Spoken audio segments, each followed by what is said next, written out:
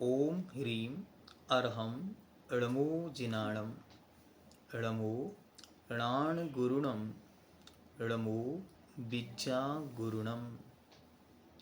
जब 10 लक्षण महापर्व की उत्तम संयम धर्म की बीतराग सर्वज्ञ अरिहंत महाप्रभु का यह पवित्र जिन शासन जयवंत हो। जयवंत हो भगवान की वह पवित्र वाणी जो इस जगत को संयम का मार्ग दिखला रही है। जयवंत हो भी निर्ग्रंथ दिगंबर ऋषिराज जिन्होंने उस संयम को अपने जीवन में साक्षात धारण किया है। वे मुनिराज जब तक इस धरती पर विचरण करेंगे निरंतर भगवान के मार्ग का उपदेश हम सबको प्रदान करते रहेंगे। जैसे जैसे हम 10 लक्षण धर्म को समझते हैं वैसे वैसे रहस्य खुलते चले जाते हैं, तो कुछ नई बातें और नई बातें सीखने की ललक अंदर में बढ़ती है। समय कम होता चला जाता है और विस्तार अधिक होता चला जाता। जैसे जैसे क्रोध समाप्त होता है संयम का विकास होता है, क्योंकि जितना गुस्सा कम होगा उतनी ज़्यादा हमारी बाहर में प्रवृत्ति कम हो जाती। जितना जितना मान कम होगा उतना दूसरों पर हाइपर होना हम कम कर देते। असंयम का कैसे कनेक्शन है इन चारों कषायों से कि जब ये चारों जाएंगी तभी संयम का उद्भव हो सकता है, उसके पहले संभव नहीं।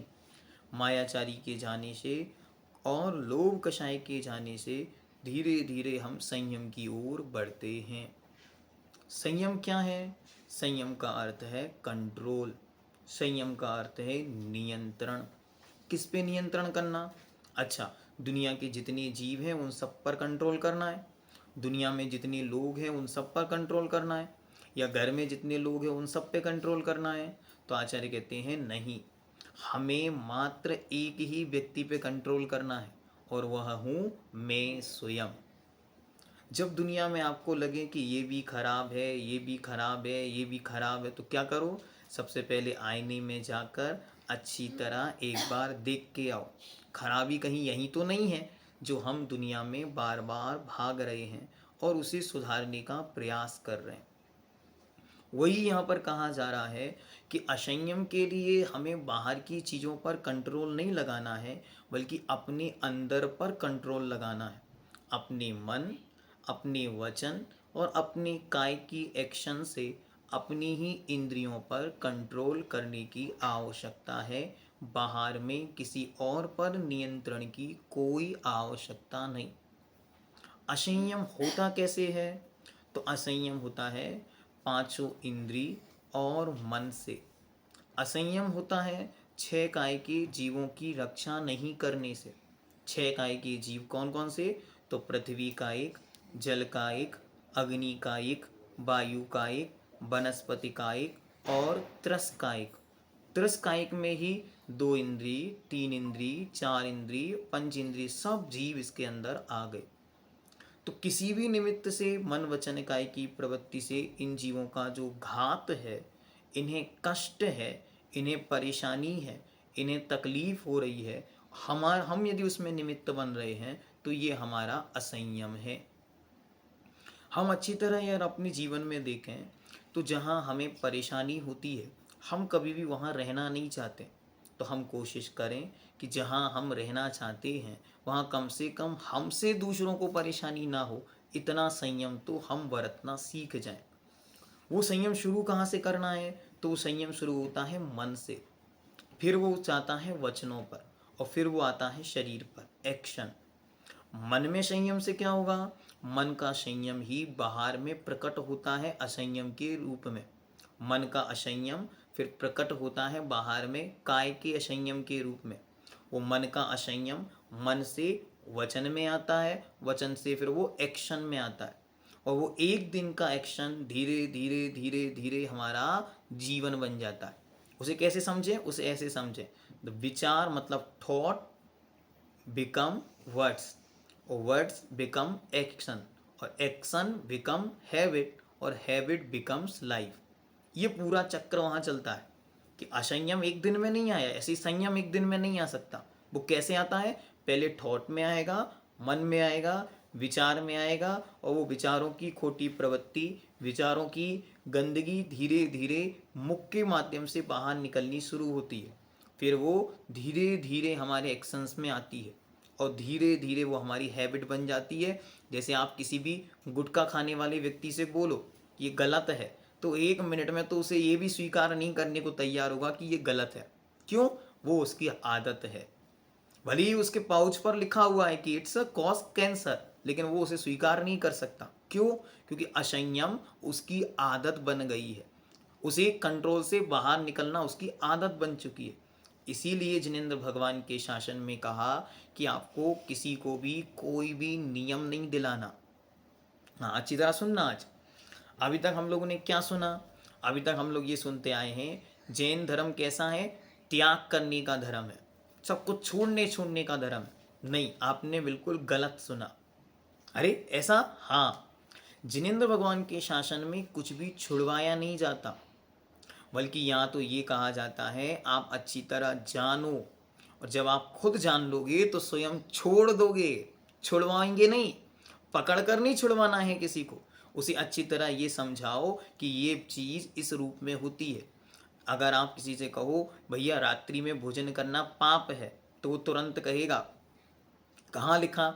आप उसके 10 प्रमाण दिखाओगे, वो कहेगा हम नहीं मानते इन प्रमाणों को। क्यों नहीं मानते? जब उन्होंने लिखा उनके समय में लाइट नहीं थी, इसलिए उन्होंने ऐसा लिख दिया। हमारे समय में है इसलिए हम नहीं छोड़ते। ठीक है, बहुत अच्छी बात उसने बतलाई। उससे कहो एक दिन अच्छी तरह यूट्यूब पर अक्षय कुमार की एक वीडियो दिखाओ, जिसमें अक्षय कुमार कह रहा है कि शाम को सूर्यास्त से 1-1.5 घंटे पहले खाना खा लो, फिर 12-13-14 घंटे से मैक्सिमम 16 घंटे का क्या करो, एक फास्ट दिया आपको, एक ब्रेक देना है बॉडी को। Then your body will be purify. आपकी बॉडी एकदम जो कोलेस्ट्रॉल का लेवल बढ़ा हुआ है वो धीरे धीरे कम हो जाएगा।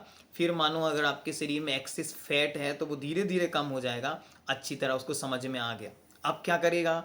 अब जितनी भी महान पढ़ी लिखी आत्माएं हैं वो उस अक्षय कुमार की वीडियो को तो प्रमाण मान जाएंगी, और भगवान महावीर स्वामी की वीडियो को नकार देंगे। ऐसा क्यों हो रहा है?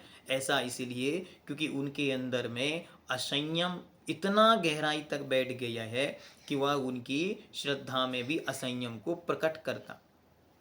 ऐसे आप किसी से कहो भैया पानी छान के पियो, तो वो कहेगा नहीं नहीं हम नहीं छान सकते, बार बार ये छानने का क्या सिस्टम। और उसी समय मानो उसके पेट में कोई रोग हो गया, और डॉक्टर ने कहा कि भैया अच्छी तरह पानी को 2 बार छानो, फिल्टर करो, फिर उसके बाद अच्छी तरह उसे बॉइल्ड करो, देन ड्रिंक। तो फिर क्या हो रहा? बड़ा आश्चर्यपूर्वक नहीं, बड़ी विनम्रता के साथ, हाँ डॉक्टर जी जैसा आप कह रहे हो बस वैसा ही होगा। क्यों? क्योंकि इसके बिना अब वो स्वस्थ नहीं रह सकता। अरे भाई यही तो भगवान महावीर ने कहा था कि संयम की शुरुआत में सबसे पहला संयम है रात्रि के भोजन को छोड़ो, पानी छान कर पियो। यहीं से तो शुरू हुआ था। तो भगवान महावीर ने आपका रात्रि का भोजन नहीं छुड़ाया, उन्होंने आपको रास्ता बताया कि आप असंयम की तरफ जाएंगे, बहुत सारे जीवों का घात होने की संभावना है, आप उससे बच जाओ। और असंयम से बचने का उन्होंने उपदेश दिया, उसमें एक रास्ता ये खान पान या अन्य चीज़ें थीं। भगवान महावीर ने फोर्सफुल्ली किसी को छोड़ने के लिए बाध्य नहीं किया, रास्ता दिखाया। आपको उस रास्ते को यदि स्वीकार करना है तो बढ़िया है। अब जो असंयम का रास्ता है वो तो बहुत बड़ा है। उस रास्ते पर तो जो चीज़ देखो वो धीरे धीरे छूटती जाएगी, तो हम तो पास कुछ बचेगा ही नहीं। तो अच्छी तरह ये समझना है असंयम बहुत प्रकार का है। जिस चीज़ पे भी हमारा कंट्रोल नहीं है वही असंयम है। जहाँ हम फिसल जाएं उसी का नाम असंयम है। कोई किसी चीज़ पर फिसल रहा है, कोई किसी चीज़ पर, उसके बारे में तो चर्चा की ही नहीं जा सकती, क्योंकि दुनिया में जितने मन हैं उतनी ही उनके पास विकल्प हैं, और दुनिया में जितनी वस्तुएं हैं उतनी ही वस्तुओं के अपने अपने विचार हैं। हर व्यक्ति का अपना विचार, और हर व्यक्ति का हर वस्तु के प्रति अलग विचार है। इसलिए असंयम को गिनाया नहीं जा सकता, असंयम को काउंट नहीं किया जा सकता। तो फिर क्या करें? सबसे अच्छी चीज़ उपाय के रूप में आपको ये दी कि कंट्रोल करने के लिए अगर आपको उपाय चाहिए तो कंट्रोल का उपाय सबसे पहला यह है कि जिससे हमारे राष्ट्र का, सबसे पहले राष्ट्र को रखते हैं या धर्म को रखते, कोई भी एक रख सकते हैं, जिससे जिन शासन या जैन धर्म का मान कम हो, स्वाभिमान कम हो, या जिनेंद्र भगवान की परंपरा गौरव का नाश हो, ऐसा कोई भी काम हम नहीं करेंगे। पहला संयम क्या छोड़ना है? कि जिससे जिनेंद्र भगवान के कुल का गौरव कम हो, ऐसा कोई भी काम हम नहीं करेंगे। बस आज अच्छी तरह बैठ के लिस्ट बनाओ कि ऐसे कौन कौन से काम हम करते हैं जिन कामों से जिनेंद्र भगवान के कुल का गौरव कम होता है। यदि कम होता है तो वे सब असंयम है, उन्हें आज से छोड़ने की कोशिश, प्रयास चालू कर दें। बस इसी का नाम संयम है। समझ में आ रहा क्या कहा मैंने? टॉपिक लिखना ऊपर कि इन इन कामों से जिनेंद्र भगवान के शासन का गौरव कम होता है, इसलिए ये काम हमें नहीं करने। जैसे पहला, कभी भी सामूहिक रात्रि भोजन का आयोजन नहीं करना। क्यों? आपने सामूहिक रात्रि भोजन का आयोजन किया और उसमें कार्ड में लिखा आपके आगमन तक, और नीचे लिख दिया जैन परिवार आपका स्वागत करता है। लोग पढ़ेंगे और हंसेंगे, कहेंगे जैन लोग और रात्रि में भोजन, स्वयं तो खाते नहीं और पूरे गांव को और बुला के खिलाते हैं। जबकि जैन भगवान के शासन का पहला नियम है कि रात्रि में भोजन नहीं करना। अब जब परंपरा वहां से आप बिगाड़ेंगे तो सब में फैल जाएगी, फिर सिस्टम बदल जाएगा। देखो हम आपको एक रीसेंट घटना सुनाते हैं।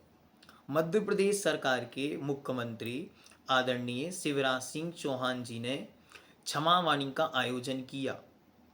2016 या 2015 की ये घटना है। जब उन्होंने आयोजन किया, ये कहाँ आयोजन हुआ? ये विधानसभा में इसका आयोजन किया गया। और वहाँ पर सारे के सारे जो वीआईपीज थे, जो नेता थे और जो उनके रिलेटेड्स थे, अब जो भी जिस पदों पर नियुक्त थे, उन सबको मध्य प्रदेश से बहुत लोगों को बुलाया। जब उन्हें बुलाया गया तो उस कार्ड में बहुत अच्छी तरह से उन्होंने मेंशन किया कि जैनियों के भोजन की व्यवस्था 4 बजे से 6 बजे तक की गई है, उसके बाद अन्य लोगों के भोजन की व्यवस्था है। कार्ड सब में बट गए और सब जगह ये कार्ड पहुंच गए। लेकिन आश्चर्य की बात ये कि 4 से लेकर 6:30 तक कोई जैनी नहीं पहुंचा। क्यों नहीं पहुंचा? जैनी लोगों को तो राजनेताओं से मिलना था। बड़े बड़े नेता, बड़े बड़े मंत्री, बड़े बड़े संतरी कब आएंगे? वो तो अपने टाइम पर आएंगे। वो टाइम हमारे टाइम से मैच नहीं करता, इसलिए हम वहाँ पर नहीं जाएंगे। ऐसा करके ये घटना मैं आपको कहाँ से सुना रहा हूँ? ये घटना जो उसकी ऑर्गेनाइजर थी सुधाजी मलैया, दमोई वाले, आप फोन करके उनको पूछ लेना। वो उस समय भारत मध्य प्रदेश सरकार की वित्त मंत्री की वाइफ थी। उन्होंने सारी व्यवस्थाएं देखी थी। और जब उन्होंने ये बात पूज्य महाराज जी के चरणों में निवेदन की, तब महाराज ने कहा देखो, जैन धर्म अपनी छवि को अपने हाथों से क्यों गिरा रहे हैं।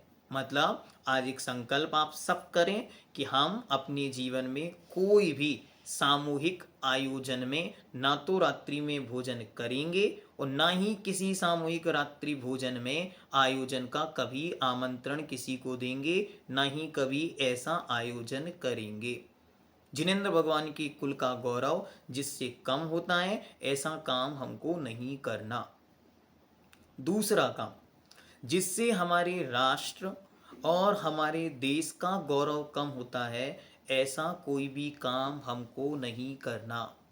अच्छी तरह मेंशन करें, टॉपिक नंबर 2 लिखें और उसमें लिखें इन इन कामों से हमारे देश की गरिमा, हमारे देश का गौरव, हमारे देश की महिमा कम होती, ऐसा काम हम कभी नहीं करेंगे।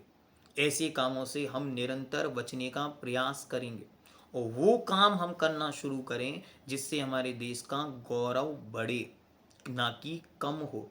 क्योंकि ये देश, ये राष्ट्र जब तक सुरक्षित है तब तक ही हमारा धर्म और हम सुरक्षित हैं। इसलिए राष्ट्र की गौरव गरिमा को बनाए रखने के लिए संयम की जरूरत है। इसके लिए हम क्या कर सकते हैं? इसके लिए हम कोशिश करें स्वदेशी अपनाने की। इसके लिए हम कोशिश करें ज़्यादा से ज़्यादा मेड इन भारत और मेड इन इंडिया पर अमल करने की। इससे आपका एक्सेस खर्चा बच जाएगा और असंयम बच जाएगा। असंयम क्या है? बाहर प्रवृत्ति जो हो रही है उससे लिमिटेशन की ओर आना। अगर हम अपने देश का हित ही नहीं सोचेंगे तो फिर दुनिया में कोई भी इस देश के बारे में सोच नहीं सकता। अच्छी तरह ध्यान दें, कभी कभी अपने चिंतन में इस राष्ट्र की सीमा पर तैनात उन सैनिकों की ओर भी जाया करो। कभी कभी शांति धारा में उनके नाम की भी शांति धारा किया करो। क्यों?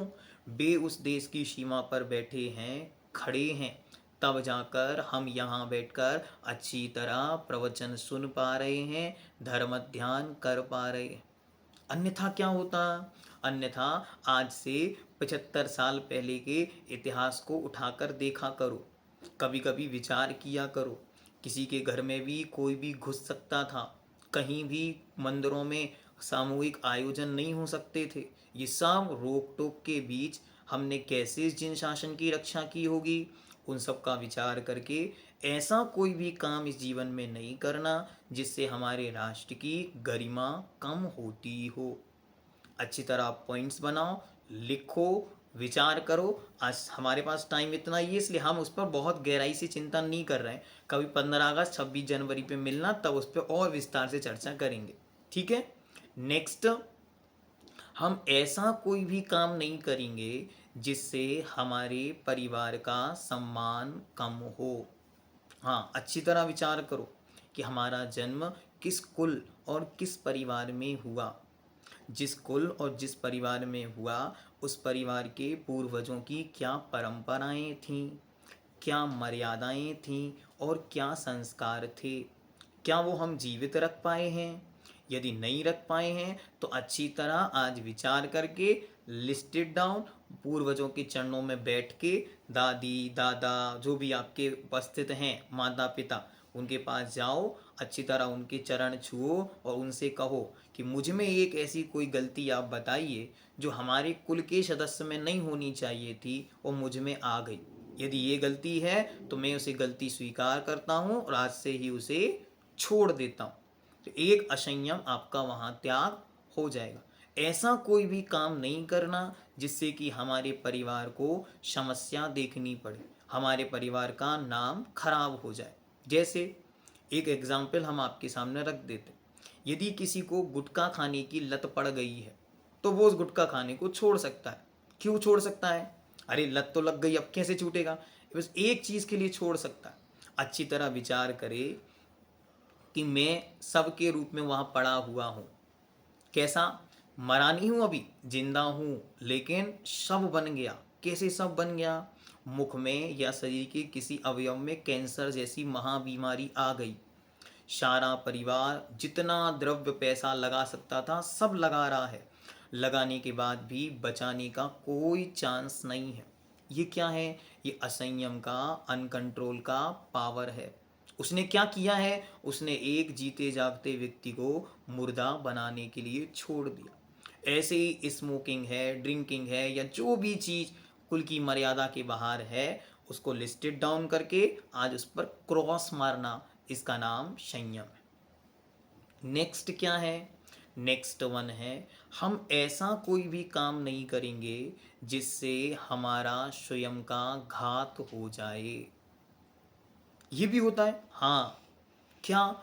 ऐसा कोई भी काम इस जीवन में नहीं करना है जिससे इस जीवन को फिर से नरक निगोद की यात्रा पर जाना पड़े। ऐसा कोई भी काम अब नहीं करना कि हमें अशुभ का बंध हो और बाद में फिर भोगने में आए।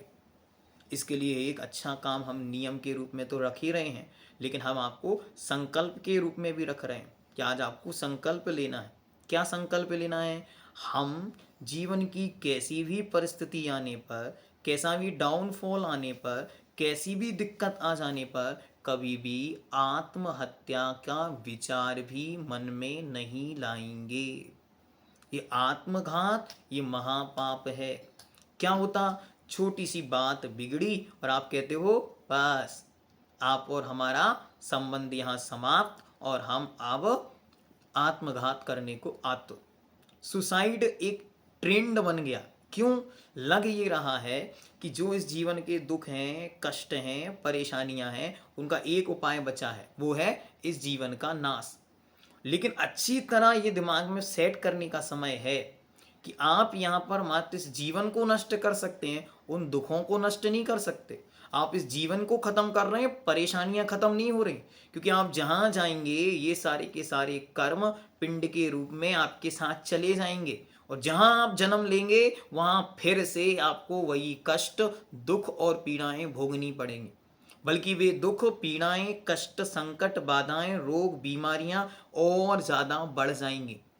बढ़ जाने का क्या लॉजिक है? बढ़ जाने का लॉजिक यह कि जब आप मरण को प्राप्त होंगे तब महान संक्लिष्टता के साथ मरेंगे। जितने भी व्यक्ति हैं वो आत्महत्या करते समय भले ही कितनी ही दृढ़, पावरफुल और संकल्प पूर्वक मरें कि हम तो मरने के लिए ही आए हैं, लेकिन वो महान कष्ट और वेदना के साथ मरण को प्राप्त होते, तड़पते हैं, बचने की चेष्टा भी करते हैं लेकिन बच नहीं पाते। तो ऐसी महान संक्लिष्टताओं के साथ मरने से नीचे अर्थात नियम से पतन की ओर चले जाते, फिर वहां कष्ट ही कष्ट, बचने का कोई चांस नहीं। तो इस जीवन में अरिहंत भगवान का यह पवित्र शासन मिला। आज सब संकल्प करेंगे और अपने संकल्प में जीवन पर्यंत के लिए, देखो अपनी डायरी मेंटेन करनी है खुद को। उस डायरी में जो हमने आपको पॉइंट्स दिए कंटिन्यू लिखना है, और उसमें सबसे नीचे या सबसे पहला पॉइंट ही क्या, मैं जीवन पर्यंत के लिए आत्महत्या, आत्मघात, सुसाइड के विषय में विचार भी नहीं करूंगा। करना तो दूर की बात, विचार भी नहीं करूंगा। क्या कहा? कितनी भी परिस्थिति डाउन हो जाए जीवन में, बाकी लोग कितने भी हावी हो जाएं हम पर, निमित्त सारे हमारे विपरीत भी खड़े हो जाएं, तब भी हम अपने आप को मारने का संकल्प मन में विचार और विकल्प भी नहीं लाएंगे। सब तैयार हैं? हाँ, हैंड रेज करके बताओ सब तैयार हैं। हाँ, ये संकल्प अनिवार्य है। हाँ, यहाँ बैठे लोग सब संकल्प करते हैं? चलो ठीक है, इतने लोगों ने संकल्प किया, सबको ये संकल्प आज अच्छी तरह करना है और मन में भावना भानी है कि हम जितने लोगों तक भी ये नियम पहुंचा सकें ये अवश्य पहुंचाना है। हाँ, जितने भी आपके परिचित हैं, मानो आप बहन हैं और भाई को राखी बांधती हैं, तो राखी बांधते समय कहो हमें एक नियम चाहिए तुमसे। वो कहे क्या नियम है? नियम यह है कि जीवन के कितनी भी डाउनफॉल सामने आए लेकिन कभी भी आत्मघात का विचार मन में नहीं लाना। अगर ऐसे नियम सारे जैन लोग ले लेंगे तो कितना सुंदर समाज बन जाएगा, कितनी सुंदर परिवार बन जाएंगे। क्योंकि पहले तो हमने धर्म को रखा, फिर हमने राष्ट्र को रखा, फिर हमने परिवार को रखा, फिर हमने निजी जीवन को रखा। अब इनमें अपनी अपनी सबकी अलग अलग कमियां हैं, अलग अलग असंयम है। वो क्या है वो आप खुद मेंशन करना, हमने आपको कैटेगरीज दे दी, ठीक है? आप अपनी अपनी डायरी मेंटेन करना और उसमें ऊपर लिखना कि इन इन चीज़ों से हमारे धर्म के गौरव को हानि पहुंचती है, तो हमें ये काम छोड़ना है। इससे हमारे परिवार की गरिमा कम होती है, हमें ये काम छोड़ना। वो कुछ भी हो सकता है आप किसी को बता भी नहीं सकते। तो आप जो डायरी बनाए कोशिश करो उसको अपने पास तक, अपने तक सीमित रखने का, जिससे दुनिया को बतलाने की कोई ज़रूरत ना पड़े। अच्छी तरह इन चारों पर फोकस्ड रहकर इन असंयमों से बचने का रोज कोशिश करनी है। इसी का नाम संयम है। ये कब तक चलेगा? ये एंडलेस, जीवन पर्यंत या जन्मों जन्मांतर भी हमें अब ऐसा कोई काम नहीं करना जिससे अब हमारी आत्मा का डिमोशन होता हो। और इसके बाद अंतिम है हमारी आत्मा। अब उस आत्मा पर विचार करो। इस आत्मा ने अनादिकाल से क्या कहा उन्होंने? बहुत सुंदर पंक्ति आज सुबह हम सब ने पढ़ी कि तू जिस विना नहीं जिन राज सीजे, तू रुलो भव कीच में, जग कीच में। अरे ऐसा है ये संयम कि इस संयम के बिना तो कोई जिनेंद्र भगवान भी नहीं बन पाया। अरे घर में जन्म लेने के बाद भी उन तीर्थंकर आदिनाथ को भगवान आदिनाथ नहीं कहते, क्यों? संयम के बिना जब उन्हें मुक्ति नहीं मिली तो हम सबको कैसे मिलेगी? कभी नहीं मिल सकती। तो क्या करो, आज ही प्रयास पूर्वक अपने जीवन को संयम के मार्ग पर लाने के लिए कुछ संकल्प करने की आवश्यकता है। ये संयम क्या है? ये संयम अच्छी तरह दृढ़ता पूर्वक हमारा सेल्फ कंट्रोल मेंटेन करने में हमें मदद करेगा। जैसे जैसे हम सेल्फ डेवलप्ड होते चले जाएंगे वैसे वैसे हम बाहर की चीज़ों से बचते चले जाएंगे। आप यदि एक स्टूडेंट हैं तो आप कोशिश करें किन किन चीज़ों से हमारा डिमोशन होता है हमें उससे बचना है। हम एक गृहस्थ में रहते हैं, गृहस्थी में हैं, पति हैं, तो हम ध्यान रखें कि हम किस प्रकार से डिमोशन होता है, किस प्रकार से रिश्ते खराब होते हैं, हम उससे बचें। इसका नाम संयम है। अब पत्नी है तो किस प्रकार की चीज़ों से हमारा डिमोशन हुआ, एक माँ है तो बच्चे के साथ कैसे बिहेव करना है, सब चीज़ों का सोचने का दिन ही संयम है। इसलिए ये सेल्फ कंट्रोल का सबसे सुंदर उपाय है आत्म संयम। इसलिए फोकस करके बाहर की 4 चीज़ों से आत्मा की ओर आओ। मैं संसार में कितने समय से घूम रहा हूँ, अब क्या करूँ, अब इस संसार का अंत कैसे हो। तो अच्छा, बाहर के लोगों को परेशान करना चालू कर दें या बाहर के संसार को ख़त्म करना शुरू कर दें? नहीं, बाहर के संसार में कोई चेंज नहीं करना। अब हमें चेंज करना है केवल अपने आप में। अब अपने आप में बराबर चेंज करने से हमारा स्वयं का ही उत्थान होगा। नए स्थान पर जाने के पहले ये विचार करना होता है वहाँ जाके हमको करना क्या होगा, वहाँ जाने के पहले हमारे पास योग्यताएं क्या हैं। तो आज अपनी योग्यताओं को मेंटेन करने के लिए सबसे पहले जो 5 प्रकार का असंयम है, स्पर्शन इंद्रिय जन्य, कि स्पर्शन से हमारी क्या क्या असंयम है उससे बचने की कोशिश करना। फिर रचना का असंयम क्या है उसको अच्छी तरह नोट डाउन करो और उससे बचने की कोशिश करो। खूब खाने का शौकीन है, अच्छी तरह खाए लेकिन बॉडी का ध्यान रखे, क्योंकि शरीर अगर साथ नहीं देगा तो क्या करेगा, ये शरीर धर्म नहीं करने देगा।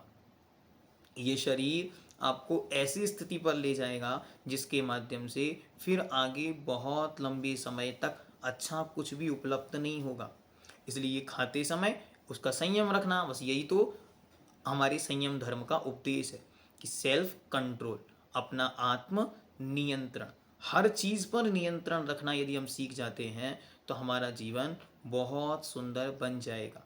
और यही जीवन जो हमने आपको कहा था उसे अब अपोजिट लगा दो कि जब मन का असंयम वचनों में आता है, वचनों का काय में आता है, काय का जीवन में आता है। यहीं से शुरू करेंगे तो एक छोटे छोटे से ये नियम, ये छोटे छोटे से संकल्प, ये छोटे छोटे से संयम, ये कैसे होते हैं? तो कहते हैं घुटनों के बल चलते चलते पैर खड़े हो जाते हैं और छोटे छोटे नियम एक दिन बहुत बड़े हो जाते हैं। तो ऐसे ही ये छोटा सा संयम, ये छोटा सा सेल्फ कंट्रोल जब आपके मन में आएगा तो फिर वो आपके वचनों में आएगा, देन वो एक्शन में आएगा, और जब वो एक्शन में आएगा तो धीरे धीरे वो हमारी हैबिट बन जाएगी। उसे बाहर से नहीं लाना होता। किसी से आप पूछो कितने बजे सो के उठते हो, वो कहता है हमारी तो 5:30 बजे नींद खुल जाती। अच्छा, इससे ज़्यादा सोने की कोशिश करें, नहीं, सो ही नहीं पाते। क्यों? वो हमारी हैबिट में आ गया। तो ऐसे ही जिस चीज़ को भी आप चेंज करना चाहते हो उसे अपनी हैबिट बनाओ, और आप देखो आगामी दिनों में जल्दी ही लगभग 21 दिन, ज़्यादा से ज़्यादा 1.5 महीना मतलब 45 दिन वो आपकी आदत में आ जाएगा। तो कोशिश करें और थोड़े थोड़े असंयम से बचकर संयम की ओर बढ़ने का प्रयास ही आज का दिन है। उसका नाम है संयम, मतलब सेल्फ कंट्रोल, अपनी आत्मा पर अपना स्वयं का नियंत्रण। उस नियंत्रण की आवश्यकता क्यों है? क्योंकि यदि हमने आज नियंत्रण नहीं किया तो जैसे बिना ब्रेक की गाड़ी कब, कहाँ और कैसी स्थिति को प्राप्त होगी कोई नहीं जानता, वैसे ही बिना संयम के यह जीवन आज तक न जाने कहाँ कहाँ घूम घाम कर यहाँ पहुँचा है। आगे क्या स्थिति बनेगी हमको नहीं पता। तो फिर से हम आपको समराइज कर देते, कौन कौन से नियम याद रखने हैं। पहला, बेबो भैया, पहला कौन सी नियम है? 4 प्रकार के नियम में पहला वाला नियम, बहुत अच्छा, जिससे जैन धर्म की गौरव गरिमा कम हो ऐसा कोई काम मुझे नहीं करना। ठीक है। दूसरा नंबर, राष्ट्र, हमारा देश, जो गौरवशाली देश जहाँ तीर्थंकर परमात्माओं ने जन्म लिया और वे यहाँ विचरण किए, मुक्ति को पाया, उनके समोशरण यहाँ लगे, ऐसी पवित्र भूमि जहाँ आज भी इस पंचम काल में ऐसी विषमताओं के बाद भी निर्ग्रंथ दिगंबर मुनि विचरण करते हैं, ऐसे देश की गौरव गरिमा कम ना हो ऐसा कोई भी काम हम जीवन में नहीं करेंगे। और तीसरे नंबर पर क्या संकल्प करना है? परिवार। मेरा परिवार, मेरे माता पिता का सम्मान कम नहीं होना चाहिए। मैं अपने जीवन में 100 अपराध करूं वो चलेंगे, लेकिन उन अपराधों से कोई ये ना कहे कि ये अच्छा ये उन्हीं के पापा हैं, ये उसी अपराधी के पापा हैं, ये कोई ना कह पाए। इसके लिए क्या करना? पहले ही स्वयं को सतर्क करना कि हमारे कुल, हमारे परिवार और हमारे आसपास रहने वाले लोगों को कभी हमारे निमित्त से डाउनफॉल ना देखना पड़े, उनकी आंखें शर्म से न झुक जाएं, ऐसा कोई भी काम हमको नहीं करना। और नेक्स्ट वन क्या है? स्वयं। स्वयं के बारे में विचार करना, अपने शरीर पर, अपने मन पर, अपने वचन पर, हर चीज पर विचार करना कि हमारा कोई डाउनफॉल तो नहीं हो रहा इससे। यदि डाउनफॉल हो रहा है तो बचना है। और जो नियम सबको लेना है उसका नाम है आत्महत्या का विचार भी मन में नहीं लाएंगे। क्योंकि आज तो विचार आया, क्या विचार आया? इतनी परेशानियां हैं, हमसे नहीं झेली जा रही, तो क्या करो? सोच लेता है, कर नहीं पाता क्योंकि हिम्मत चाहिए, बहुत पावर चाहिए उसको करने, तो वो विचार पड़ा रहता है। और जब हमारे अंदर में पड़ा हुआ है तो कभी ना कभी वो एक्शन बनाने की हिम्मत भी देगा। इसलिए आपको करना नहीं, ये नियम नहीं दिया हमने, मन में भी नहीं सोचना है। मन में भी कभी ऐसा विचार आए तो प्रायश्चित करना, मन में भी कभी ऐसा विचार आए तो कायोत्सर्ग पूर्वक माला फेरना, मन में भी कभी ऐसा विचार आए तो 108 बार नमोकार मंत्र की माला फेरना। क्यों? क्योंकि हमने आत्मघात करने का सोचा, मतलब हमने एक भगवान का नाश कर दिया। क्यों? हमारी आत्मा ही तो भविष्य में भगवान बनेगी। उस एक भगवान को, जिन शासन में रहते हुए भगवान बनने का चांस था, उस भगवान को समाप्त कर दिया। इसलिए एक भगवान और एक मुनि की हत्या का जो दोष होगा उससे 1000 गुना ज़्यादा दोष है अपनी स्वयं के घात के विषय में सोचने का। इसलिए कभी भी ऐसी आत्महत्या का विचार मन में नहीं आना चाहिए।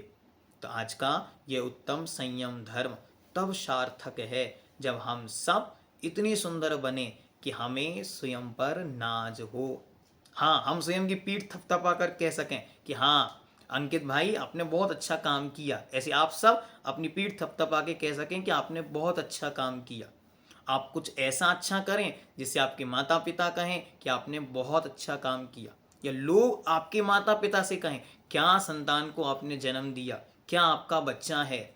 आपके राष्ट्र के लोग ये कह सकें कि क्या अद्भुत प्रतिभा जन्मी है, और आपका जिन शासन आप पर गौरव कर सके, आपका शासन ये जगत में कहे कि देखो जिन शासन में ऐसी अद्भुत प्रतिभा जन्मी है।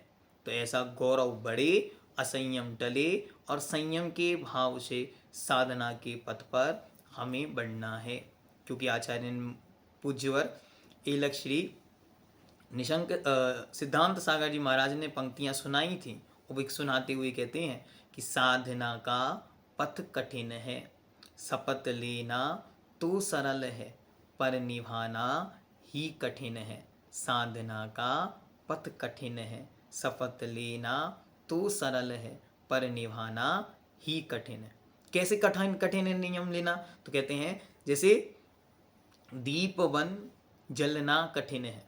दीपक को देखकर सबको लग रहा है कि बड़ा अच्छा उजाला है, तो कहते हैं दीप वन जलना कठिन है, एक क्षण स्नेह की बाती में रहना कठिन है।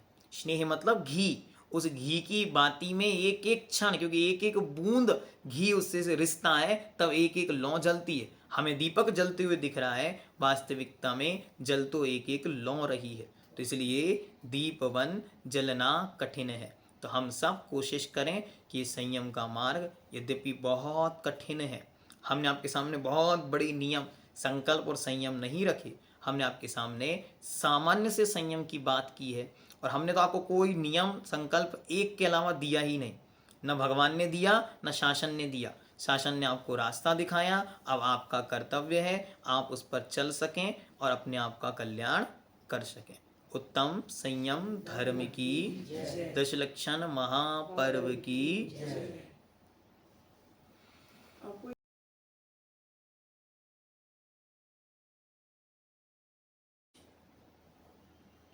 उत्तम संयम धर्म प्रतिक्रमण।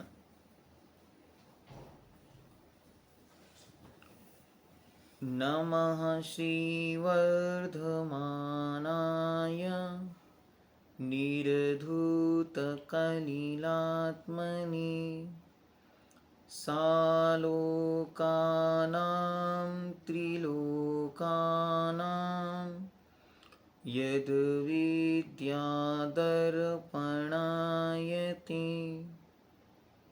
हे प्रभु, आपके पवित्र ज्ञान में तीनों लोक दर्पण के समान झलक रहे हैं,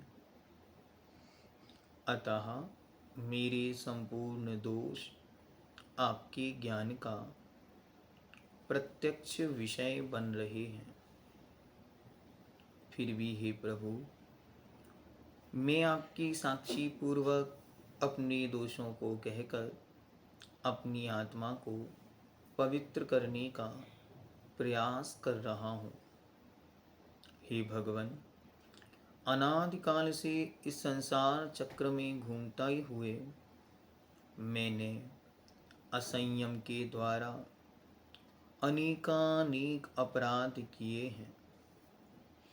असंयम के वशीभूत होकर, कषायों के वशीभूत होकर, पापों के वशीभूत होकर, परिणामों के दुष्कृत्यों के वशीभूत होकर, दुष्कर्मों के वशीभूत होकर, ज्ञान से अज्ञान से मुझ अपराधी ने, मुझ पापी ने, मुझ कामी ने, मुझ लोभी ने, मुझ मायावी ने, मुझ असंयमी ने जो जो अपराध किए हैं, कराए हैं, करने वालों की अनुमोदना की है, मन से, वचन से, काय से, कृत से, कारित से, अनुमोदना से, समारंभ, समारंभ, आरंभ, इन 108 विकल्पों से मैंने जो कुछ भी असंयम पूर्ण कृत्य किए हैं, मेरे वह सब दोष मिथ्या होवे, मिथ्या होवे, मिथ्या होवे। तस्मिच्छामि दुक्कडम, तस्मिच्छामि दुक्कडम, तस्मिच्छामि दुक्कडम। हे प्रभु, मुझ पापी ने असंयम के वशीभूत होकर पांचों इंद्रिय, मन और सटकाए जीवों की रक्षा का कोई भी विकल्प नहीं किया और अपने जीवन निर्वाह में इन जीवों का जो जो घात किया है, मेरे वह सब दोष मिथ्या होवे, मिथ्या होवे, मिथ्या होवे।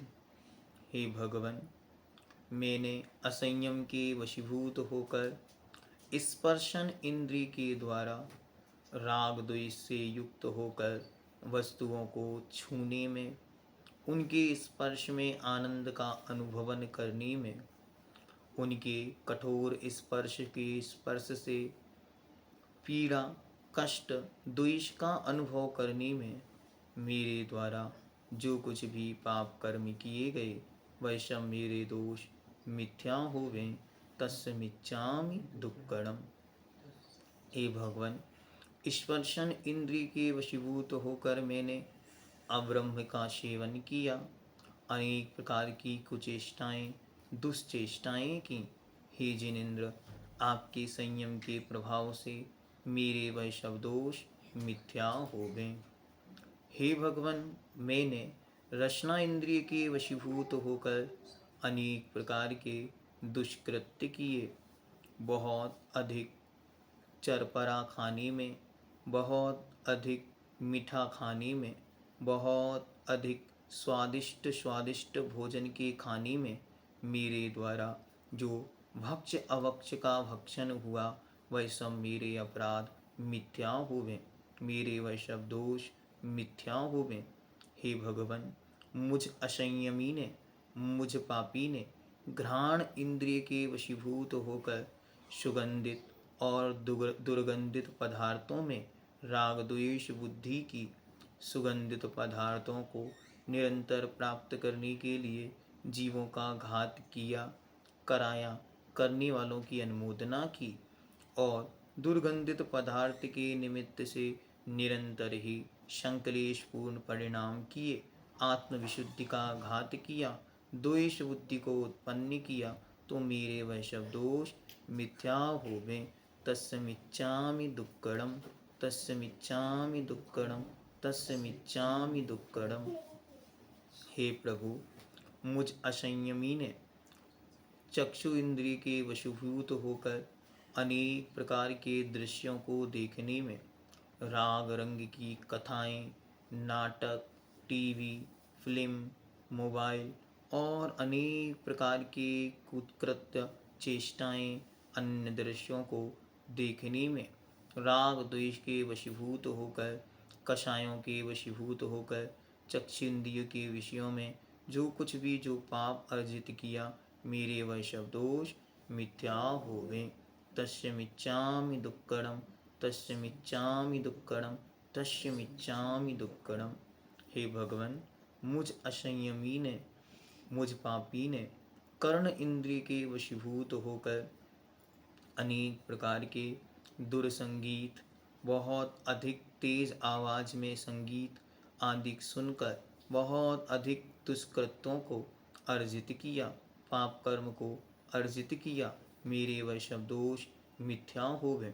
हे भगवान, मैंने वचनों के माध्यम से, कर्ण इंद्रिय के माध्यम से जो कुछ भी सुना उसमें राग द्वेष किया या गलत बोलकर दूसरों को कर्ण इंद्रिय के विषय में राग द्वेष उत्पन्न कराया, मेरे वह सब दोष मिथ्या हो गए।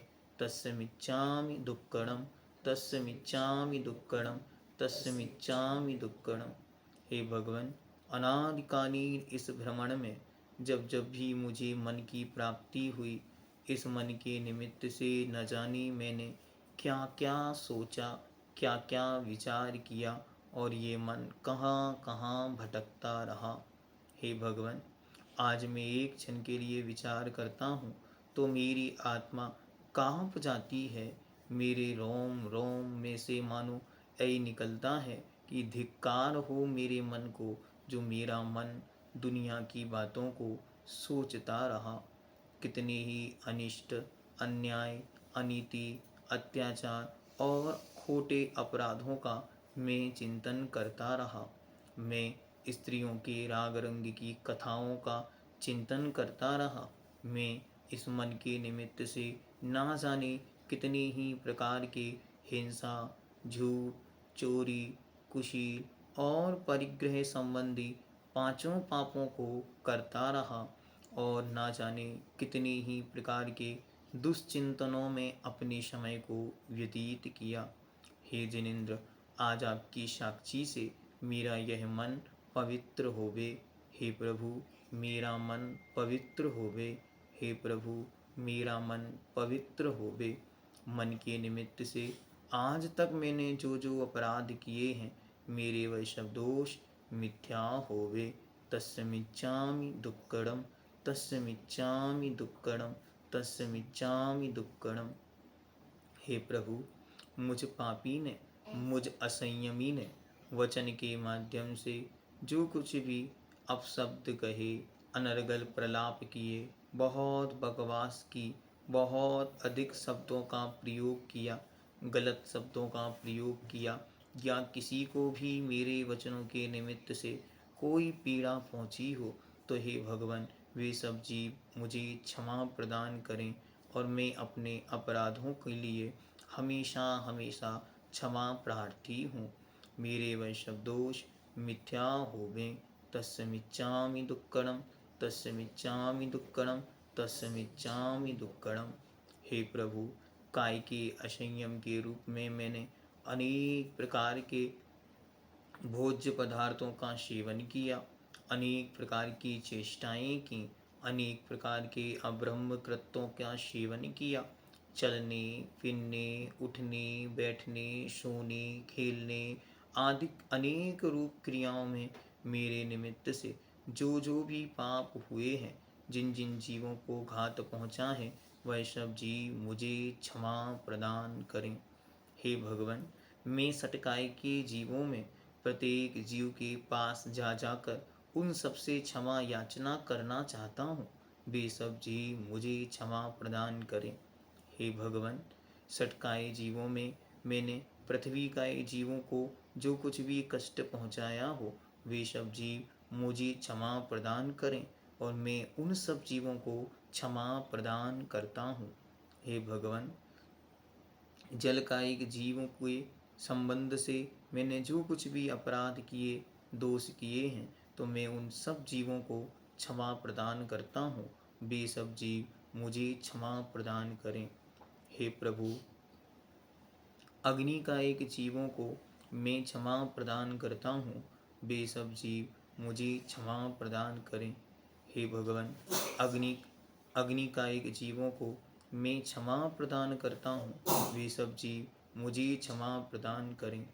वायु का एक जीवों को मैं क्षमा प्रदान करता हूँ। वे सब जीव मुझे क्षमा प्रदान करें। वनस्पति का एक जीवों को मैं क्षमा प्रदान करता हूँ। वे सब जीव मुझे क्षमा प्रदान करें। निगोदिया जीवों को मैं क्षमा प्रदान करता हूँ। वे सब जीव मुझे क्षमा प्रदान करें। दो इंद्रिय जीवों को मैं क्षमा प्रदान करता हूँ। वे सब जीव मुझे क्षमा प्रदान करें। तीन इंद्रिय जीवों को मैं क्षमा प्रदान करता हूँ। वे सब जीव मुझे क्षमा प्रदान करें। चार इंद्रिय जीवों को मैं क्षमा प्रदान करता हूँ। वे सब जीव मुझे क्षमा प्रदान करें। मैं संगी असंगी पंचेंद्रिय त्रिस जीवों को क्षमा प्रदान करता हूँ। वे सब जीव मुझे क्षमा प्रदान करें। हे भगवान, मैं सब जीवों के प्रति क्षमा का भाव धारण करता हूँ। सभी जीव मेरे प्रति भी क्षमा का भाव धारण करें। मैं अपने संपूर्ण अपराधों से मुक्त होने के लिए बार बार सबसे क्षमा याचना करता हूँ। वे सब जीव मुझे क्षमा प्रदान करें। मैं उन सब जीवों को बारंबार क्षमा प्रदान करता हूँ। वे सब जीव मुझे क्षमा प्रदान करें। मैं उन सब जीवों को क्षमा प्रदान करता हूँ। हे भगवान, भवों भवों में मैंने असंयम का सेवन किया। इस असंयम के कारण ना तो मैंने अपने मन, न ही वचन और न ही काय को कभी नियंत्रित किया। हे भगवान, पांचों इंद्री और मन के वशीभूत न जाने कितने ही अपराध, पाप और दोष मुझसे हुए हैं। मैं उन सब अपराधों की क्षमा याचना करता हूँ। हे भगवान, इस जीवन में जिस घर में मेरा जन्म हुआ, जन्म से लेकर आज पर्यंत तक मैंने अपने माता पिता परिजन गुरुजन मित्रजन सहकर्मीजन सहपाठीजन आदि संबंधीजन के साथ जो कुछ भी असंयम के वशीभूत होकर दुश्चेष्टाएं की, इन्हें मारा पीटा सताया कष्ट पहुंचाया, मन से इनका दुश्चिंतन किया, उनके जीवन के विषय में अनेक प्रकार के संकल्प विकल्पों से भरा रहा, इनके प्रति वचन से अपशब्द कहे, तेज आवाज में बात की, इनके दोषों की बखान किया, इनकी निंदा आलोचना या गरहा की, काय से इन्हें मारा पीटा या कष्ट पहुँचाया, तो हे भगवान, मेरे वह सब दोष मिथ्या होवें, मिथ्या होवें, मिथ्या होवें। तस्य मिच्छामि दुक्कड़म, तस्य मिच्छामि दुक्कड़म, तस्य मिच्छामि दुक्कड़म। और धीरे धीरे हम भावना भाएं कि ऐसा कोई जीव है जिसके प्रति हमारे हृदय में बहुत अधिक कषाय पूर्व से स्थित है। कोशिश करें कि प्रतिदिन उस जीव से भी हम क्षमा याचना करने की प्रयास करें। अभी केवल इमेजिनेशन के रूप में ही उसके पास जाकर और उससे क्षमा याचना करें और भावना भाएं कि जब उसका साक्षात्कार हो तो हम उससे क्षमा याचना करें। ये जीवन पर्यंत के लिए ध्यान रखना है कि बिना क्षमा याचना के कोई भी कभी भी इस कर्म बंधन से मुक्त नहीं हो सकता। Recording in progress. कर्म बंधन से मुक्ति का कर्म बंधन से मुक्ति का एक ही उपाय है और उसका नाम है क्षमा। अर्थात मैं सबको क्षमा करता हूँ, सब मुझे क्षमा प्रदान करें। बारंबार इस सूत्र को बोलते हुए अपनी आत्मा को एकदम हल्का और एकदम शांत करने का प्रयास करें।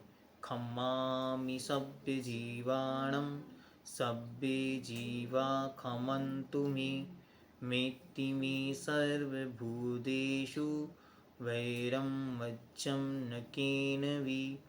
खम्मामि सभ्य जीवाणं सभ्ये जीवा खमन्तु मे मेत्ति मे सर्वभूतेषु वैरं वज्रं न केनवि।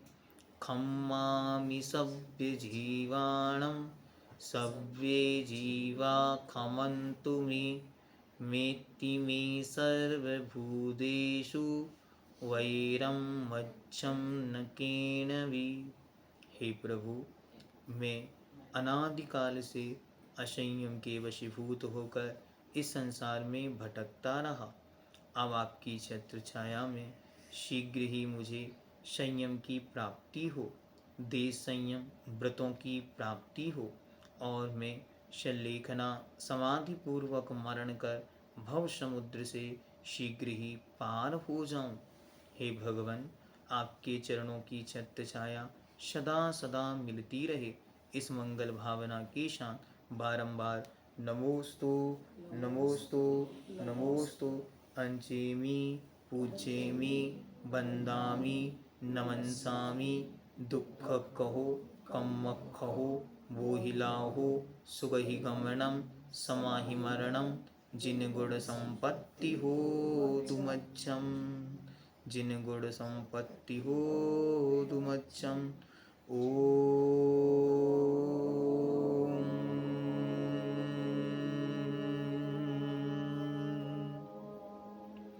शांति शांति शांति।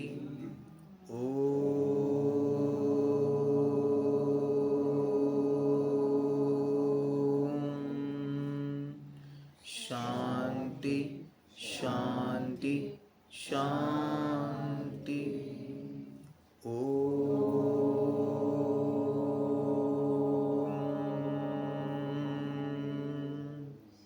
शांति शांति शांति।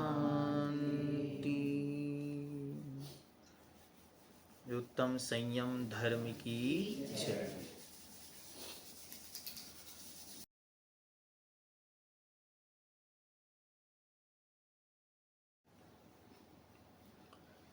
उत्तम संयम सामायिक। अच्छी तरह अपने आप को कंफर्ट जोन में लेके जाएं और आँखों को एकदम प्रशस्त रखना है, न एकदम बहुत ज़्यादा बंद करना है, न ही खोल कर रखना है। वचनों को एकदम शांत रखना है और अपनी आत्मा के बीच में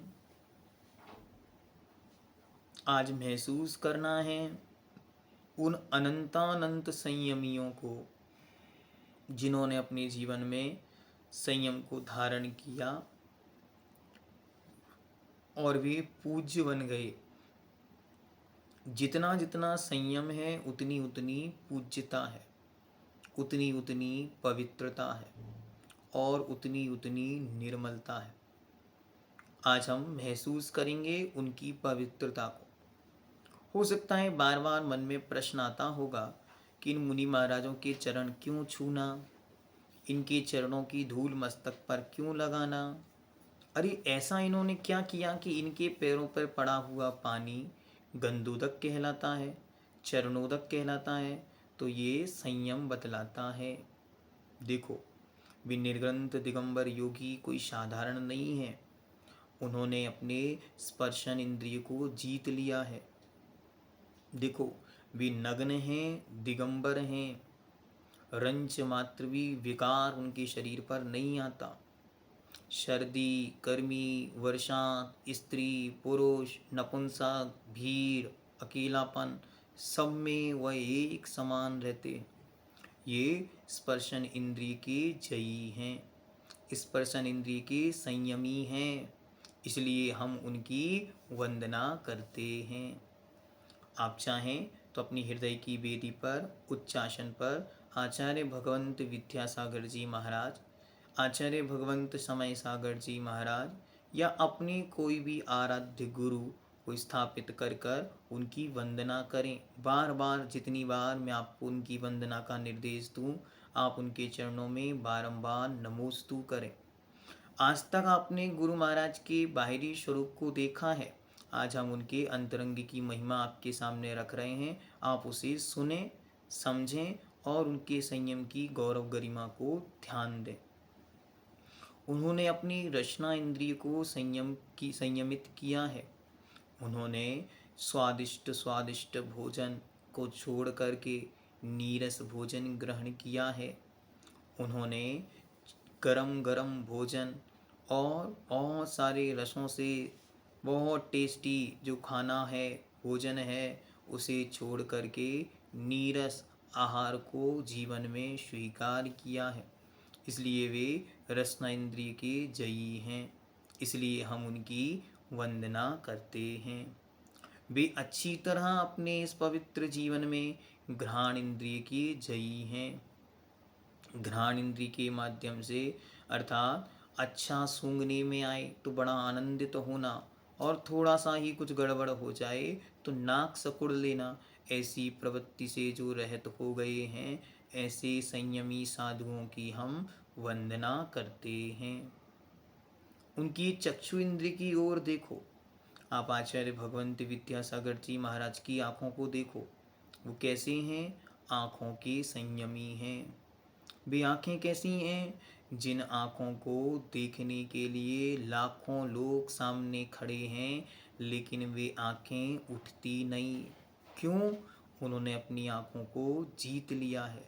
ऐसे वे आंखों के संयमी साधु सबको समान दृष्टि से देखते हैं। स्त्री, पुरुष, नपुंसक, सुंदर, असुंदर, गरीब, अमीर, शत्रु, मित्र, परिजन, दुर्जन, किसी के प्रति भी उनके हृदय में कोई विकार नहीं आता। इसलिए वे अपनी आंखें झुकाकर रखते हैं। किसी ने कितनी सुंदर पंक्तियां लिखी कि अरे देखो तो, हैं तो ये आसमान से ऊंचे, लेकिन फिर भी नजरें झुकाए बैठे हैं। ऐसे उन योगीश्वर की हम वंदना करते हैं। उन्होंने अपनी कर्ण इंद्रिय को विजय प्राप्त कर ली है। कानों के माध्यम से अच्छे अच्छे संगीत सुनना, अपनी प्रशंसा सुनना जिन्हें इष्ट नहीं है, और अपनी कोई बुराई कर दे, निंदा कर दे, अपशब्द कह दे, तो वे अब क्रोध नहीं करते, अहंकार में भरकर अपशब्द नहीं कहते। अरे वे कैसे बन गए हैं? अर्घावतारन अशी प्रहारन में सदा समता धरन। कैसी भी बाहर में स्थिति है, लेकिन वे अपने में समता को धारण करते हैं। ऐसे उन कर्ण इंद्रियों को जीतने वाले संयमियों की मैं वंदना करता हूँ। देखो तो, उन्होंने अपने मन को कैसे कंट्रोल में कर लिया। जहाँ चारों तरफ संसार विषय भोगों की ओर बढ़ रहा है, जहाँ चारों ओर लोग mobile, laptop, TV, cooler, AC, इनके बिना क्षण मात्र भी जी नहीं पा रहे हैं, जिनके पास नहीं है वो इनकी चाहत में दिन रात संघर्ष कर रहे हैं, लेकिन ये निर्ग्रंथ दिगंबर योगियों की मैं बारंबार वंदना करता हूँ, जिन्होंने ऐसी परम उच्च दशा को प्राप्त किया कि अब वे किसी भी प्रकार की पर वस्तु पर ललोभित नहीं होते, कभी भी उस पर आसक्त नहीं होते। ऐसे वे पंच इंद्रिय और मन के विजयी साधकों की मैं बारंबार वंदना करता हूँ। उन्होंने 6 काय के जीवों का रक्षा का संकल्प इतनी दृढ़ता से पालन किया कि एक मृदु पिचिका के माध्यम से वे निरंतर जीवों की रक्षा में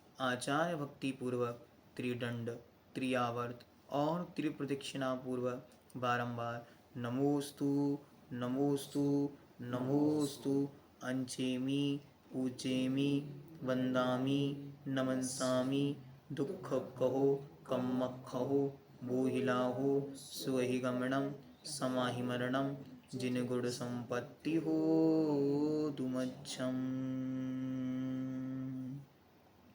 और उस दृश्य पर एकदम टिक जाएं कि वे हमारी हृदय की वेदी पर विराजमान हैं। आज हमें उनके साथ ही विश्राम करना है। ऐसी भावना भाते हुए उन्हें अपनी हृदय की वेदी पर विराजमान करके और अपनी कल्याण के मार्ग के लिए बार बार निवेदन करें कि हे गुरुदेव, हम सभी को अपने कल्याण का मार्ग प्रशस्त करें और भावना उनके चरणों में भाएं कि जैसे संयम के शिरोमणि आपने बनकर इस जगत को संयम का मार्ग दिखाया, हे गुरुदेव, हम सबके जीवन को भी आप परम पवित्र और प्रकाशित करते रहें। बार बार उनकी ओर निहारें और भावना भाएं कि हे गुरुदेव, गुरु की आँखें बोलती फिर मुख की क्या बात, धन्य उसी का माथ है जिस पर गुरु का हाथ। गुरुवर की स्तुति करूं, गुरुवर का गुणगान, गुरुवर ही प्रभुवर मेरे, गुरुवर ही भगवान, गुरुवर ही भगवान। उत्तम संयम धर्म की जय। 10 लक्षण महापर्व की जय।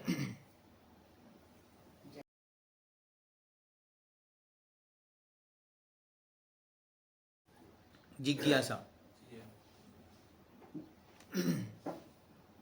क्रोध जैसे है तो क्षमा उसी से पर्यायवाची कह सकते हैं हम लोग, अगर क्रोध को विलोम शब्द। हाँ, विलोम, ठीक। अब इधर अपना संयम जो बोल रहे हैं, कंट्रोल, क्रोध पर का कॉम्बिनेशन इसका है, ठीक है। इन दोनों को किस तरह से और अपने में भाव लाए। जैसे कि अगर क्रोध आ रहा है और इधर जानते हैं कि हमको कंट्रोल करना है, ठीक है, संयम को उस पर हावी करना है, तो इस स्थिति में किस तरह से हर जगह संयम को हावी करें दूसरे चीज पर, ठीक है। उसके लिए सबसे पहले तो हमें वस्तु की या सामने वाले की त्रिकालिकता को पहचानना है। अगर हम किसी भी चीज़ की त्रिकालिकता को पहचानते हैं, त्रिकालिकता मतलब उसका अतीत, उसका प्रेजेंस और उसकी फ्यूचर, अगर हम हर कंडीशन को इस तरीके से देखना सीख जाएंगे एट द सेम पॉइंट, मतलब एक ही पॉइंट पर हमको तीनों चीज़ें अच्छी तरह दिखें, हमें समझ में आए, हमारी जानकारी में हो, तो हम अच्छी तरह उसे ओवरकम कर सकते हैं। गुस्सा क्यों आ रहा है? गुस्सा आ रहा है उस प्रेजेंस की एक छोटी सी कंडीशन पर। कंडीशन बड़ी भी हो सकती है, लेकिन हम उसमें कर क्या सकते हैं, पहले हमको ये विचार करना है। तो हम उसका अतीत देखेंगे। मानो कहीं किसी व्यक्ति ने किसी चीज़ को, मानो गिलास था और गिलास को तोड़ दिया, कांच का गिलास हो, गिलास को उसने तोड़ दिया या वो गिलास टूट गया, तो हम उसके अतीत को जान नहीं पा रहे हैं कि वो क्या हुआ, इसलिए हम गुस्सा आ रहा है। हम उस प्रेजेंट कंडीशन पर, उसके नाश पर गुस्सा आ रहा है। हम तुरंत विचार करें उसके भविष्य पर, क्या हमारे गुस्सा से वो जुड़ जाएगा? नहीं जुड़ सकता। तो हम जिस भी चीज़ के लिए गुस्सा कर रहे हैं, पहले उसकी त्रिकालिकता को समझें कि ये है क्या, फिर हम गुस्सा करेंगे तो गुस्सा अपने आप कंट्रोल में आएगा। हम अभी अहंकार करें तो तुरंत विचार करें हमारा अतीत क्या है। हम भी नरक निगोद से घूम कर आए हैं। पंक्ति देखो, दमड़ी रूकन भाग बिकाया। ये पंक्ति अगर हर व्यक्ति को समझ में आ जाए तो पानी पानी हो जाए। पंक्ति क्या है? दमड़ी रूकन भाग बिकाया। दमड़ी मतलब 1 रुपया, 1 पैसा, मतलब एक जमाने का 1 पैसा। तो हम मनुष्य जो अपने आप को राजा मान रहे हैं, हम जो मनुष्य जो अपने आप को धनपति मान रहे हैं, पंडित जी साहब लिखते हैं एक समय ये था जब तुम वनस्पति काय में धनिया पत्ती की पर्याय में थे और सब्जी वाले की दुकान पे गए सेठानी, और सेठानी जी क्या बोलती हैं, भैया सब्जी दो, 100 रुपए की सब्जी ली और उसके बाद क्या कहा, भैया धनिया पत्ती डाल दो। तो धनिया पत्ती डाल दो मतलब दमड़ी रूकन भाग विकाया। अरे कभी कभी वो दिन भी हमारे जीवन के आए जब आज कहते ना इसकी मान के साय में बसी बुद्धों को क्या कहेंगे, इसकी औकात 2 कौड़ी की है। अरे हमारे वो दिन थे जब हमारी औकात उसकी भी नहीं थी, मतलब 2 कौड़ी में भी नहीं, फ्री में सप्लाई कर दिए गए। तो मान कषाय तुरंत खत्म हो जाएगी। वो कहेगी कि देखो गुस्सा किस पे कर रहे हो, इसकी तो कुछ ना कुछ इमेज है, हम तो वहां से आए हैं जहाँ कोई इमेज नहीं थी। हो सकता है भविष्य वैसा ही हो जाए हमारा, तो फिर उस तुरंत सतर्क हो जाएगा।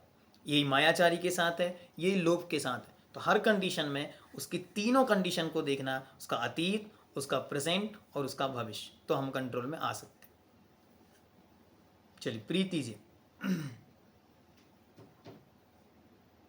जय जिनेंद्र भैया जी। जय जिनेंद्र भैया जी, संयम 2 तरह का होता है, प्राणी संयम और इंद्रिय संयम। तो आज प्रवचन हुए थे हमारे, तो वहाँ पर उन्होंने बताया वाणी संयम होता है। तो वाणी संयम क्या इंद्रिय संयम के इसमें नहीं आया? इंद्रिय संयम में जो वचन है वही रचना इंद्रिय है, वही वाणी का संयम। अलग से उसको स्थान देने की आवश्यकता नहीं, क्योंकि जितने भी असंयम होंगे उनमें या तो ये सटकाए के जीवों का घात हो रहा होगा या 5 इंद्रियों और मन का असंयम हो रहा होगा, तो सब इसी में कंक्लूड हो जाते हैं। सुमन जी।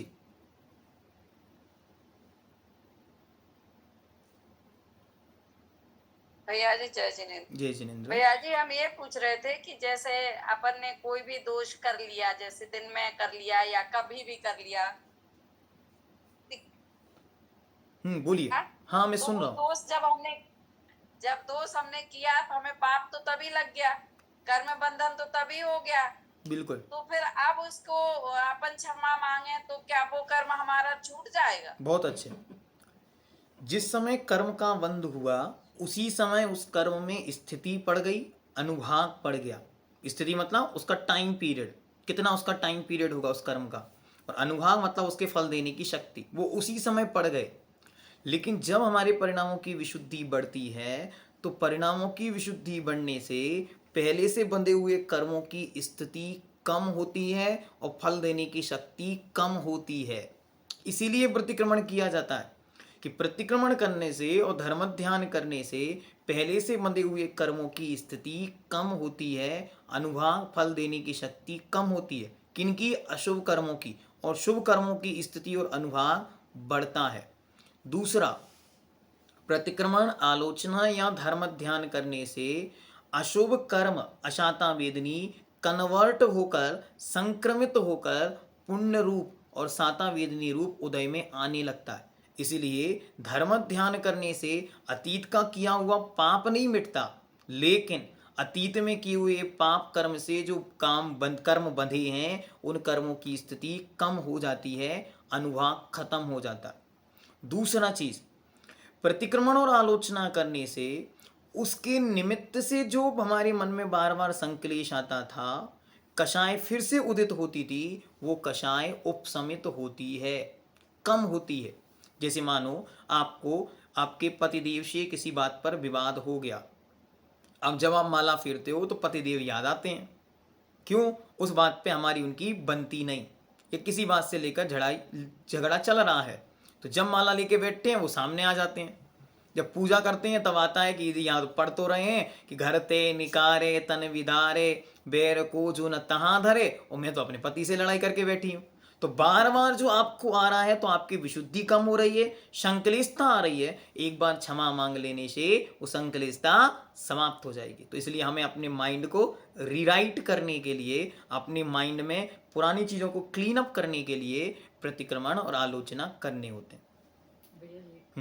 बोलिए। जैसे प्रतिक्रमण और आलोचना करते हैं अपनी बुराइयों को हटाने के लिए, तो जैसे दिन भर में अगर कोई अच्छी चीज होती है तो क्या उसको याद करना चाहिए? बिल्कुल। इनका प्रश्न है कि आज बुराई के लिए तो आलोचना और प्रतिक्रमण है, अच्छाई के लिए क्या करें? अच्छाई के लिए तो सामायिक है। जो अच्छा काम हुआ है वो कल और हो। जो हमने आपको एक चार्ट दिया था ना, पहले side do, I have to do और I have not to do. तो जो हमें करना है वो रिपीटेशन में आए। तो आज हमसे अच्छा काम हुआ, भगवान का अभिषेक हुआ, तो हम भावना भाएं, कल फिर हमें अभिषेक मिले। आज हमने सामायिक की 15 मिनट की, हम भावना भाएं कल हम 20 मिनट की सामायिक कर पाएं। भगवान आज की सामायिक के लिए धन्यवाद, ये सामायिक कल वृद्धि को प्राप्त हो। तो ये हम पॉजिटिव वे में सामायिक के रूप में उसको आगे ले जा सकते हैं। देखो 3 शब्द अच्छी तरह हमने आपके सामने पहले भी रखे थे, फिर से रखता हूं। अतीत में जो हो गया उसको क्लीन अप करने के लिए प्रतिक्रमण है, प्रेजेंट में क्या है उसके लिए सामायिक है, और भविष्य के लिए प्रत्याख्यान है कि हम उस चीज को भविष्य में दोहराएंगे नहीं, गलत नहीं करेंगे। तो भविष्य अच्छा बनाने के लिए प्रत्याख्यान है। गरिमा जी तैयार रहेंगे? अरुणा जी। भैया जी जय जिनेन्द्र। जय जिनेन्द्र। भैया जी संयम तप और त्याग में क्या अंतर है? जैसे हमने एक आसन लिया तो वो संयम भी है, तप भी है और त्याग भी है। बहुत अच्छे। तीनों शब्दों को हमें अच्छी तरह पहले समझना है कि तीनों शब्द यद्यपि सिमिलर हमको लग रहे हैं, लेकिन पहले में है कंट्रोल। तो हमने अगर उपवास किया है तो हमने अपने रसना इंद्रिय पर कंट्रोल किया है और हमने बाहर की वस्तु को छोड़ा है अंदर इनटेक करने से। ये हमारा संयम है, एक कंट्रोल है। उस कंट्रोल के कारण जो हमारे शरीर में ऊष्मा बढ़ेगी, गर्मी बढ़ेगी, पित्त बढ़ेगा, उससे हमारे शरीर के बहुत सारी चीज़ें समाप्त हो जाएंगी, गंदगी समाप्त हो जाएगी, विचारों में पवित्रता आएगी। उसका नाम तप है। और उतनी देर के लिए जो भोजन के निमित्त से जीवों का घात होना था उन सब का त्याग हुआ, वो सब छूट गए, भोजन छूटा उतनी देर, वो हमारा त्याग है। उस भोजन के निमित्त से राग द्वेष होता, उसके राग द्वेष के कारण शरीर से राग द्वेष होता, क्योंकि भोजन अच्छा बनता तो राग होता, बुरा बनता तो द्वेष होता, तो राग द्वेष छूटा, इसका नाम त्याग है। तो पहला हमने कंट्रोल किया, सेकंड हमने तपाया और तीसरा हमने छोड़ा। तो तीनों चीजें अलग अलग इसी सेंस में जानना। वंदना जी।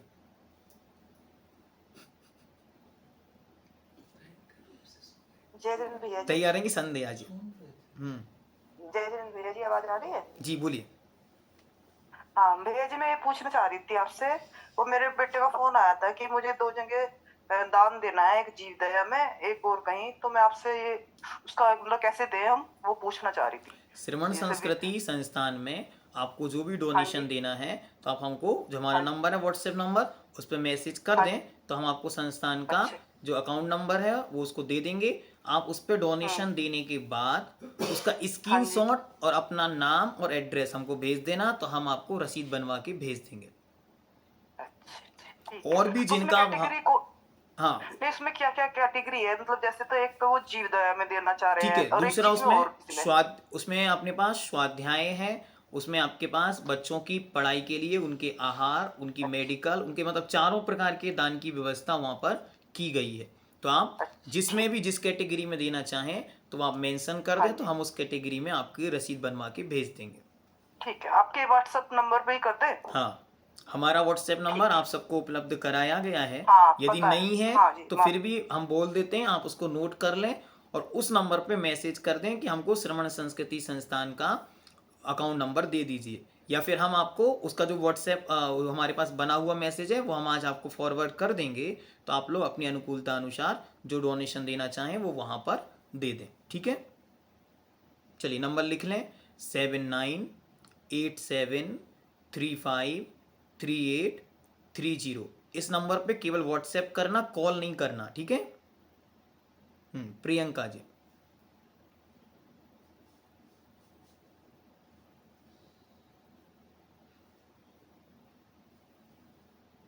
शिल्पी जी।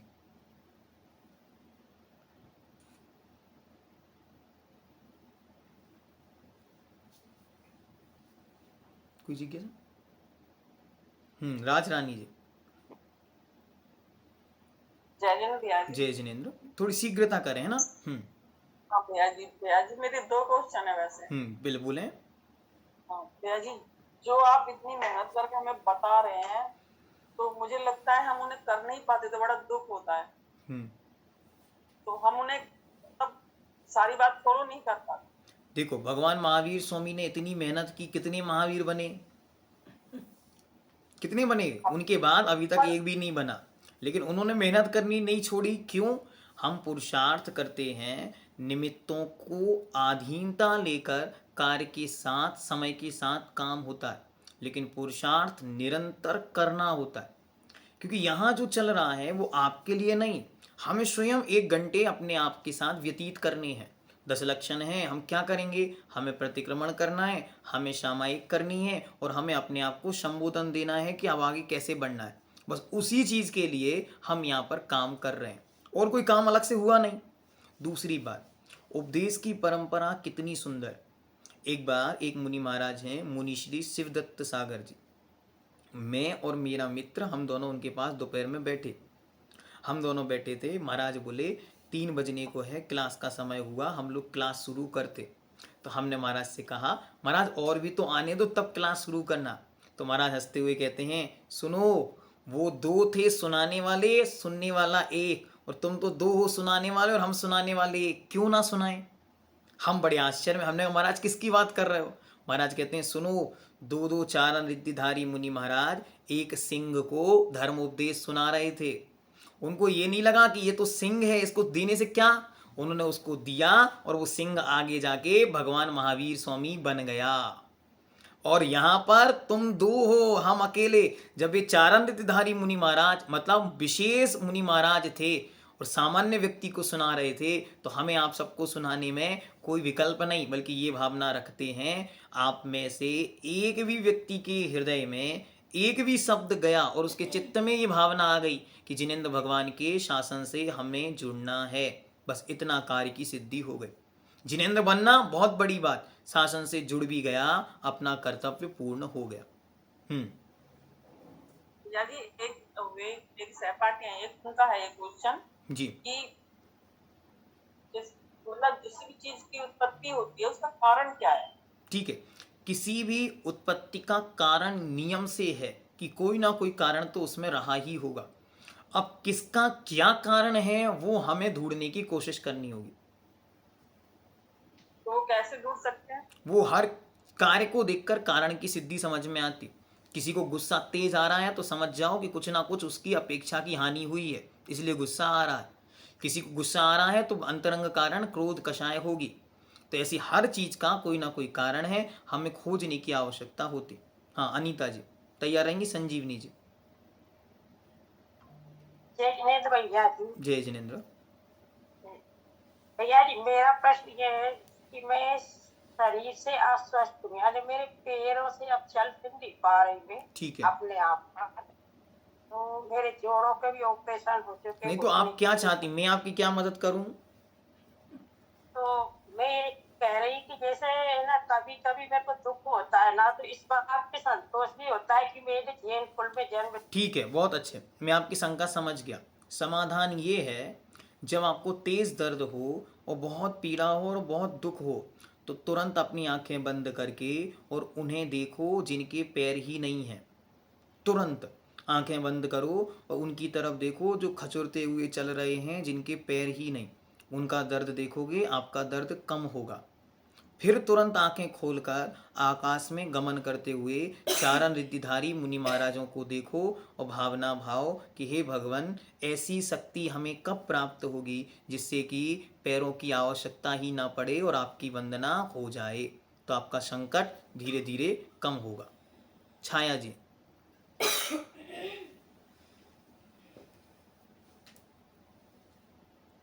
संजीवनी जी। छाया जी माइक ओपन करें, आपका माइक बंद है। भैया जी जय जिनेंद्र। जय जिनेंद्र। वो जो अभी माता जी ने बोला ना, मेरी भी सेम स्थिति है, मुझे चिकन बस गुनिया तो हुआ है। सेम समस्या तो सेम समाधान।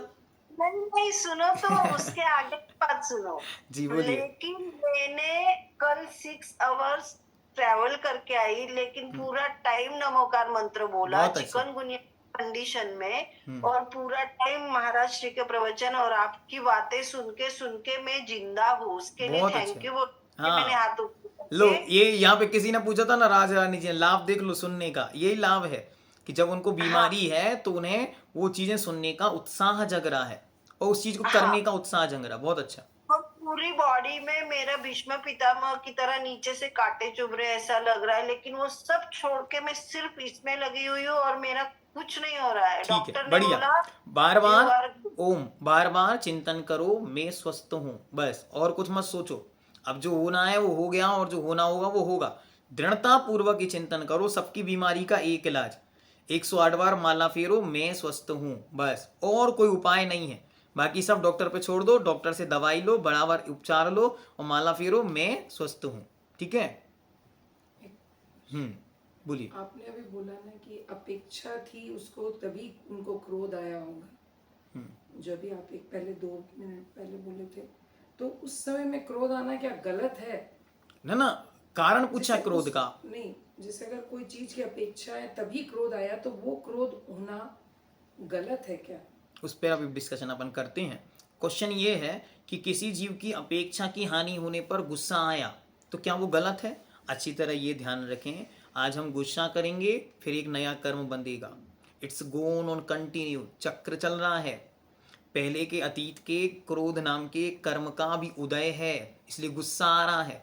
अपेक्षाओं पर वो गुस्सा प्रकट हुआ, फिर आप बांधोगे तो कंटिन्यू साइकिल चलेगी, कभी खत्म नहीं होगी। और हम संसार को खत्म करने के लिए यहाँ बैठे हैं, तो विचार करो इस गुस्से से होना क्या। जो अभी आपको कहा था कि प्रेजेंट, भविष्य और वर्तमान तीनों को देखो, अतीत को। तो अतीत का कर्म गुस्सा रूप बांधा था, वो यहाँ आया है, वो निमित्त बनकर किसी रूप में आया।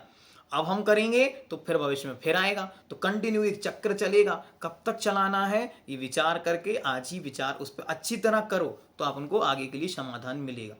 ज्योति जी।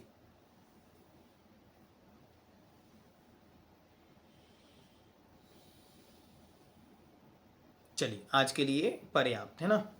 छाया जी, आपका माइक ओपन नहीं हो रहा, वहां से आपको कोई समस्या है, क्या है दिक्कत, वो हमको नहीं बता सकते। अनम्यूट योर सेल्फ पे ऑप्शन आ रहा है, उस पर क्लिक कर दीजिए।